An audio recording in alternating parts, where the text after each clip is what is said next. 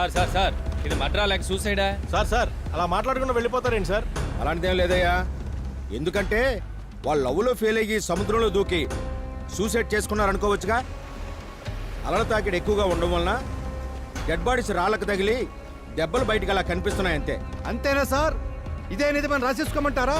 ఎవరది? నిజాన్ని. ఇంకా ఎందుకు సార్ మీరు ఎలా కవర్ చేసుకుంటున్నారు? ఇక్కడ ఇలాంటి మర్డర్లు చాలా జరుగుతున్నాయని, వాటికి కారణం దుర్గాని అందరూ అనుకుంటున్నారు. అయినా మీ డిపార్ట్మెంట్ వాడి మీద ఎలాంటి యాక్షన్ తీసుకోలేదు. దానికి కారణం? హలో, అలాంటిది ఏమైనా ఉంటే మేము యాక్షన్ తీసుకునే వాళ్ళం కదా. కానీ ఇప్పటి వరకు ఎవరి మీద ఎలాంటి కంప్లైంట్ రాలేదు. ఈ ఏరియాలో ఏ ఆడపిల్ల కనిపించినా ఆ దుర్గా వదలడని, దారుణంగా రేపు చేసి చంపేస్తాడని అందరూ చెప్పుకుంటున్నారు.